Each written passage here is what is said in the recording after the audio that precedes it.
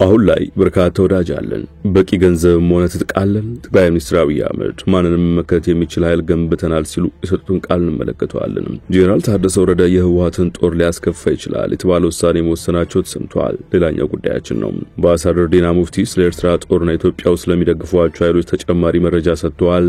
በስፋት እንመለስበታለን። ከዚህ ውጪ ኤርትራ በዶናልድ ትራምፕ መንግስት እገዳ ተጥሎባታል። በወፍ በረር የምንቃኘው ጉዳይ ነው።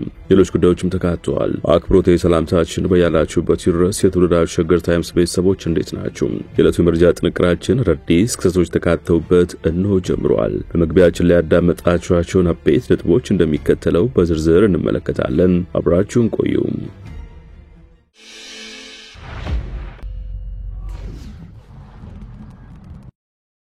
ወደ ቀዳሚ ጉዳያችን አምራችሁ አሁን ላይ በርካታ ወዳጅ አለን በቂ ገንዘብም አለን ጠቅላይ ሚኒስትር አብይ አህመድ በብሔራዊ ቴሌቪዥን ጣቢያ በሰጡት ቃለ ምልልስ በለውጡ ሲሉ በጠሩት ዋዜማ የትኛውም ኃላፊነት የሚሰማው መንግስት እኛ ከወሰነው ውሳኔ ውጪ ምርጫ አይኖርም ነበር ብለዋል። የኢትዮጵያን ህልውና እንኳን ጥያቄ ውስጥ ባስገባው የለውጡ ዋዜማ አውድ ላይ የተገኘ ኃላፊነት የሚሰማው አካል ሁሉ የለውጡ ሲሉ ከጠሩት ኃይል ከወሰነው ውሳኔ የተለየ ምርጫ እንደማይኖረው ሲናገሩ ተደምጠዋል። ነገር ግን ውሳኔዎች ሁሉ እንደተጠበቀው በጎ ምላሽ ብቻ እንደማይኖራቸው ጠቅሰው ያለው አማራጭ ውሳኔ ወስኖ ጉዳቱን መቀነስ ወይም ጉዳት ፈርቶ አለመወሰን እንደሆነ ገልጸዋል። ጉዳቱን ፈርቶ ውሳኔ መወሰን ካልተቻለ ባለበት መቀጠል ስለሚሆን ግን ውሳኔ ወስኖ የውሳኔውን ጥቅም እንዲጎላ መስራት አማራጭ የሌለው ጉዳይ እንደነበር ጠቅሷል። የአካሄድ ኃላፊነት የሚሰማው አካል የሚከተለው መንገድ በመሆኑ የፖለቲካና የሚዲያ አውዱ ያለምንም ቅድመ ሁኔታ ክፍት እንዲደረግ መወሰኑን ገልጸዋል። በወቅቱ ክፉን ከበጎ የሚለይ ተቋም ስላልነበረ ለሁሉም መድረክ የመስጠት ውሳኔ እንደተወሰነ ያስታውሱ ጠቅላይ ሚኒስትር አብይ ያ ደግሞ ህዝብ መዝኖ እንዲወስን እድል ፈጥሯል ባይ ናቸው። ያኔ ተቃዋሚዎች ቀበሌም ኤጀንሲም አገልግለው አያውቁም። መጀመሪያ ቀበሌ እንዴት እንደሚመራ ማወቅ ይተበቅባቸዋል ያሉት አብይ ፔሮል ፈርመው የማያውቁ ደሞዝ ወስደው የማያውቁ ከየትም እየለቃቀሙ የሚኖሩ ሰዎች መንግስት ካላፈረስን የሚል ቅዠት ውስጥ ናቸው ብለዋል። አክለውም ከለውጡ በፊት አንጻር ቢታይ አሁን ያለው መንግስት ግዙፍ ሰራዊት ገንብቷል፣ የሳይበር አርሚውን አደራጅቷል፣ ፈጽሞ የማይመጣጠን ነው ሲሉ ሞግተዋል። ያኔ ራሳችን ለማደራጀት ጦር ለመገንባት መሳሪያ ለመግዛት በቂ ገንዘብ የለንም፣ ሻጭ አገር ማግኘት አይቻልም ነበር ብለዋል። አሁን ላይ በርካታ ወዳጅ አለን በቂ ገንዘብም አለን ሲሉ ነው የጠቆሙት። አሜሪካ በጤና ባለሙያዎች ጉዳይ አቋሟን አሰምታለች። የጤና ባለሙያዎች ስራ ማቆም አድማ አስተባባሪዎች አሜሪካ ኤምባሲ መንግስት ለጤና ባለሙያዎች ጥያቄዎች ምላሽ እንዲሰጥና የታሰሩ የጤና ባለሙያዎች እንዲፈታ ግፊት እንዲያደርግ በደብዳቤ ጠይቀዋል። ተወካዮቹ ኤምባሲው መግለጫዎች የጤና ባለሙያዎች ጥያቄ እንዲያስተጋባ፣ ጥያቄው በዓለም አቀፍ መገናኛ ብዙሃን ሽፋን እንዲያገኝ እገዛ እንዲያደርግና የጤና ባለሙያዎች ከአሜሪካ የጤና ተቋማት ጋር ግንኙነት የሚፈጥሩበትን መንገድ እንዲያመቻችም ጠይቀዋል። የጤና ባለሙያዎች በጥያቄዎቻቸው ዙሪያ በሶስተኛው ወገን አማካይነት ከመንግስት ጋር ለመደራደር እንደሚፈልጉም ተወካዮቹ በደብዳቤው ላይ ገልጸዋል። ከዚሁ ጋር በተያያዘ የፌዴራሉ ከፍተኛ ፍርድ ቤት ስር ላይ በሚገኙ 8 የጤና ባለሙያዎች ላይ ለምርመራ ፖሊስ ተጨማሪ 8 ቀናት ፈቅዷል። የጤና ባለሙያዎች የታሰሩት ከጤና ባለሙያዎች ስራ ማቆም አድማ ጋር በተያያዘ ሁከትና ብጥብጥ ለማስነሳት አሲረዋል፣ ከጸረ ሰላም ኃይሎች ጋር ተባብረዋል ተብለው ተጠርጥረው ነው። ፖሊስ 47 የጤና ባለሙያዎችን በቁጥጥር ስር አውሎ ምርመራ እያደረገ መሆኑን ከሳምንት በፊት ገልጦ የነበረ ሲሆን የጤና ባለሙያዎች ማህበርና አምነስቲ ኢንተርናሽናል ሁሉም የጤና ባለሙያዎች ያለምንም ቅድመ ሁኔታ እንዲፈቱ በመጠየቅ ላይ ናቸው።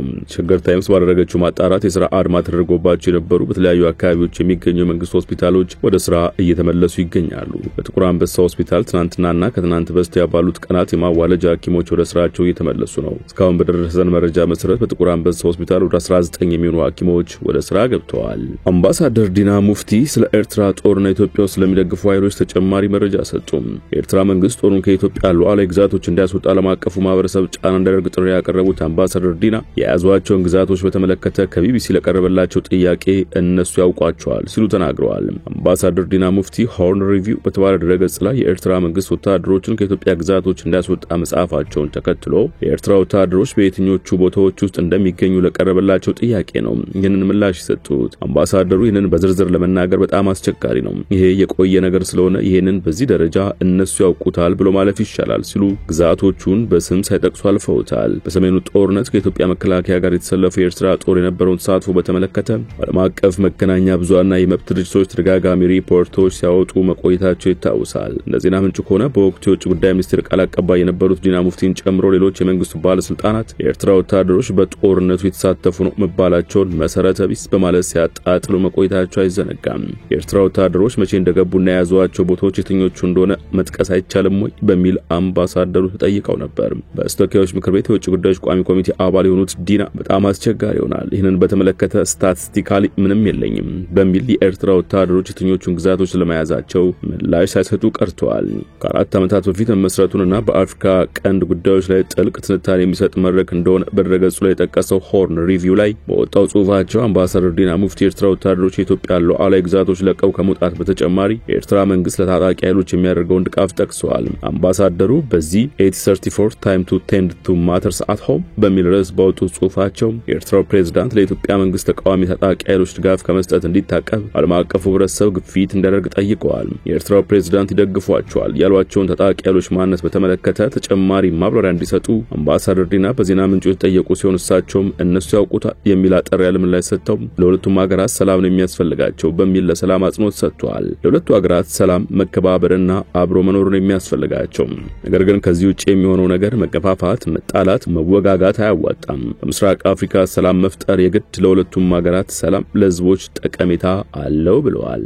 ጄኔራል ታደሰ ወረደ የህወሓትን ጦር ሊያስከፋ ይችላል የተባለው ውሳኔ መወሰናቸው ተሰማ። የትግራይ ክልል ጊዜያዊ አስተዳደር ፕሬዝዳንት ሌተናንት ጄኔራል ታደሰ ወረደ የዞን የወረዳና ከተማ አስተዳደሮች የቀረጥ ኬላዎችን በአስቸኳይ እንዲያነሱ ትዕዛዝ ሰጥተዋል። ጄኔራል ታደሰ ሸቀጦችን ነፃ እንቅስቃሴ እያደናቀፉና በኢኮኖሚ ላይ ተጽዕኖ እያሳደሩ መሆኑን መግለጻቸውን የክልሉ ኮሚኒኬሽን ቢሮ ካሰራጨ ፕሬዝዳንቱ ደብዳቤ ላይ ለመመልከት ተችሏል። የፌዴራል መንግስት ባለስልጣናትም በተለያዩ ክልሎች ጉምሩክ ከማያውቃቸው ህገወጥ ኬላዎች በንግድ እንቅስቃሴ ላይ እክል እየፈጠሩ መሆኑን ሲገልጹ መቆየታቸው ይታወቃል። ጋምቤላ ክልል በ3 ዓመታት ውስጥ ታይቶ የማይታወቅ የወርቅ ምርት ለብሔራዊ ባንክ መላኩ ተሰማ። በጋምቤላ ክልል ከ3 ዓመት ወዲህ ከፍተኛ የተባለው የወርቅ መጠን ወደ ብሔራዊ ባንክ መግባቱ ተሰምቷል። ጋምቤላ ከፍተኛ የወርቅ ክምችት ከሚገኝባቸው የኢትዮጵያ ክፍሎች አንዱ ነው። የክልሉ የማዕድን ልማት ቢሮ እንዳስታወቀው ዘንድሮ ከ4200 ኪሎ ግራም በላይ ወርቅ ወደ ብሔራዊ ባንክ ገብቷል። የጋምቤላ ክልል የማዕድን ልማት ቢሮ ኃላፊ ኡጁሎ ጊሎ እንዳሉት አብዛኛው ወርቅ የተመረተው ከክልሉ ማጃንግና አኟ ዞኖች ነው። የኢትዮጵያ የማዕድን ሀብት አመራረት ከባህላዊ አሰራር ወደ ዘመናዊ አመራረት መለወጥ እንዳለበት የምጣኔ ሀብት ታዋቂዎች ይመክራሉ።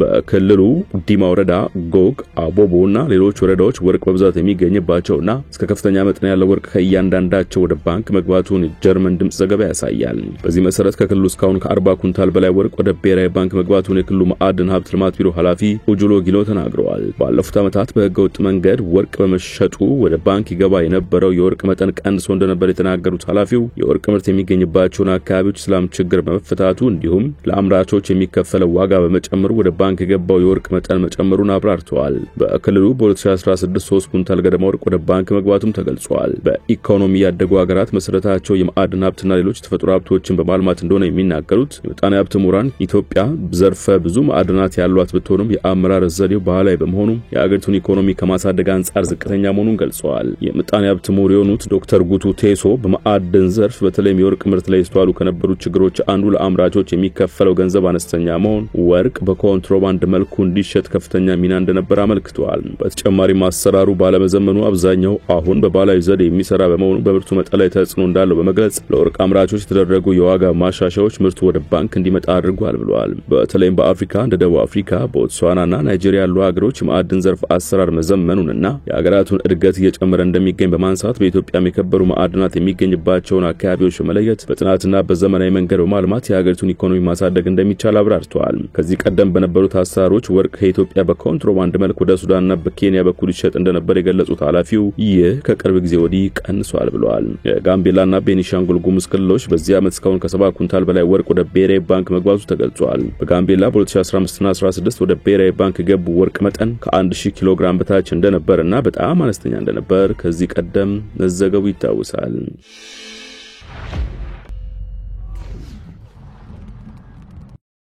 በመጨረሻም ፕሬዝዳንት ዶናልድ ትራምፕ ኤርትራን ጨምሮ የ12 ሀገራት ዜጎች ወደ አሜሪካ እንዳይጓዙ የሚከለክለውን አዋጅ መፈረማቸውን ዋይት ሃውስ አስታወቀ።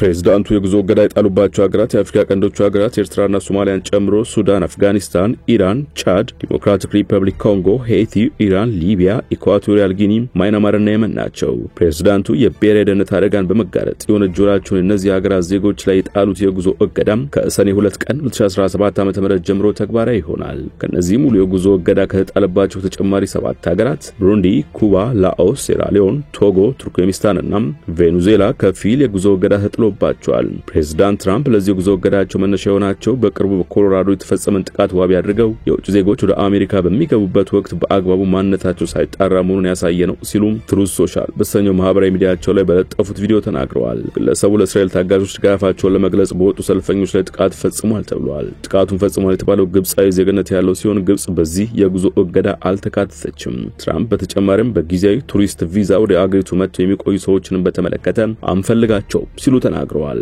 ዋይት ሃውስ እነዚህ ገደቦች አሜሪካውያን ከውጭ ሀገራት አደገኛ አካላት ይጠብቋቸዋል ብለዋል። ምንም እንኳን ሀገራቱ ሙሉ የጉዞ እገዳ ቢጣልባቸውም በኢራን ውስጥ እምነታቸውና ጎሳቸው ጭቆና ይደርሰባቸው ላሉ ስደተኞች ወደ አሜሪካ እንዲጓዙ ተፈቅዶላቸዋል። በተጨማሪም በትላልቅ ስፖርታዊ ዝግጅቶች የሚሳተፉ አትሌቶችና ውስን ለሆኑ የአፍጋኒስታን ዜጎችን እገዳው እንደማይመለከታቸው ተጠቅሷል። ይህ የጉዞ እገዳቸው ትራምፕ በመጀመሪያው የስልጣን ዘመናቸው ወቅት ከ7 በአብዛኛው ህዝባቸው ሙስሊም ከሆኑ ሀገራት ወደ አሜሪካ እንዳይገቡ ያስተላለፉት ትዕዛዝ ጋር የሚመሳሰል ሆኗል። በአሁኑ ወቅት በጣሉት የጉዞ እገዳም በምርጫ ቅስቀሳቸው ወቅት የገቡትን ቃል የፈጸሙበት ሆኗል። በቅርቡ ተግባራዊ የሚሆነው የጉዞ እገዳ ህጋዊ ተግዳሮቶች እንደሚገጥመውም ይጠበቃል። የጉዞ እገዳ የጣለባቸው ሀገራት ውሳኔውን ኮንነውታል።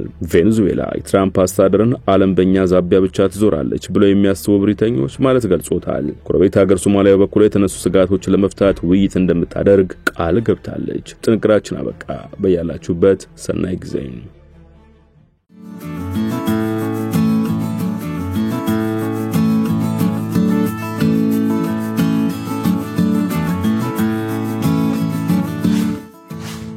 ሸገር ታይምስ ሚዲያን ሰብስክራይብ በማድረግና ደወሉን በመጫን ይከተሉን።